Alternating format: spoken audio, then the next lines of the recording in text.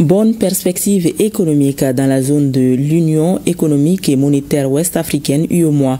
Le Mali se félicite de la baisse du taux directeur de la Banque centrale des États de l'Afrique de l'Ouest, BCAO, une diminution à hauteur de 0,25 points. Cette appréciation a été faite par le ministre de l'économie et des finances ce mardi lors de la deuxième réunion annuelle du Conseil national de crédit tenu au siège de la BCAO à Bamako. Les acteurs ont également abordé la politique de financement des micro, petites et moyennes entreprises maliennes. Les informations sur le crédit, les précisions avec Sédou Traoré et Sidi Moribo Dambili. La deuxième réunion annuelle sur le Conseil national de crédit a essentiellement informé les acteurs du secteur économique du Mali des indicateurs de croissance enregistrés dans les zones de l'UEMOA, ainsi que les défis auxquels font face les micro, petites et moyennes entreprises, sans oublier le point sur les opérations d'accès au crédit, à savoir les projets d'interopérabilité. Déjà, le Mali se réjouit de la récente décision du comité politique monétaire qui a abaissé le taux directeur de la Banque centrale à 0,25%. Cette décision du comité de politique monétaire a été soutenue essentiellement par la bonne tenue de tous les indicateurs de performance économique de la zone. On a fait donc un point sur ces performances, notamment le taux de croissance qui est attendu de l'ordre de 7% dans la zone, un taux d'inflation qui est en baisse et qui se situe environ à 2,7% dans la zone, et des déficits budgétaires dans une moyenne de 4,7% dans la zone.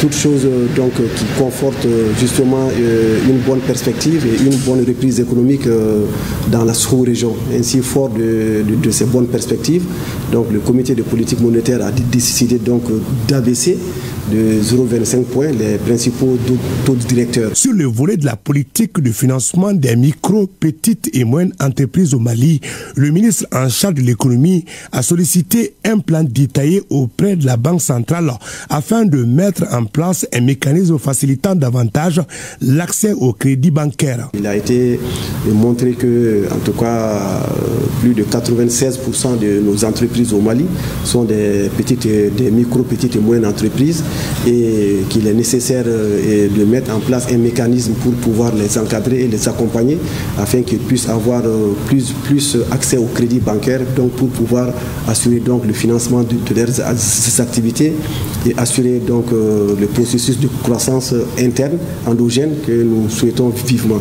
Il a été rappelé sur le plan des statistiques que plus d'1 milliard, 1139 milliards ou plus qui ont été accordés aux micro, petites et moyennes entreprises, mais celles qui sont dans le cadre en tout cas de la mise en œuvre du dispositif mis en place pour faciliter leur accès ne représentent pas plus de 30%.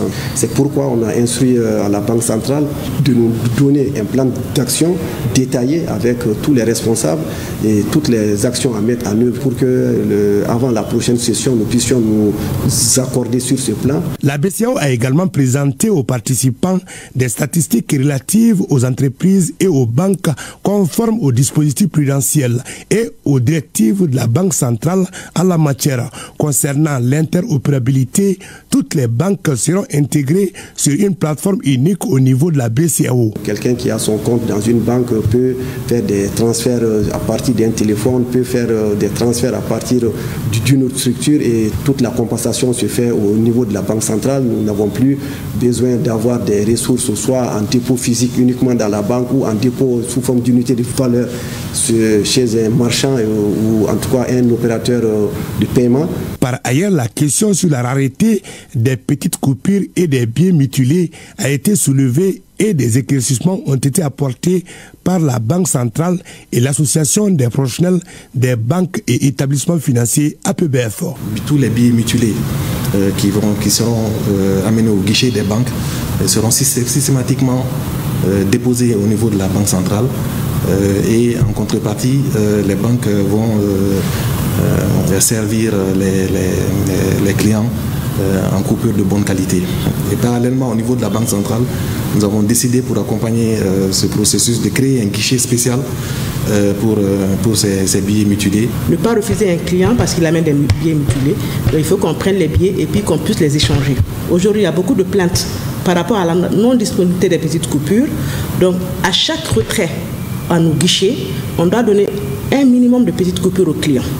Également, au niveau de nos guichets automatiques de paiement, approvisionner nos guichets automatiques de paiement de petites coupures pour qu'à chaque retrait avec les cartes bancaires, que les clients également puissent avoir les petites coupures. Cette deuxième réunion sur le Conseil national de crédit a enregistré la participation des responsables des banques, de la Chambre de commerce et d'industrie, du Conseil national de patronat du Mali, la Chambre d'agriculture, ainsi que les représentants de la société civile et des consommateurs.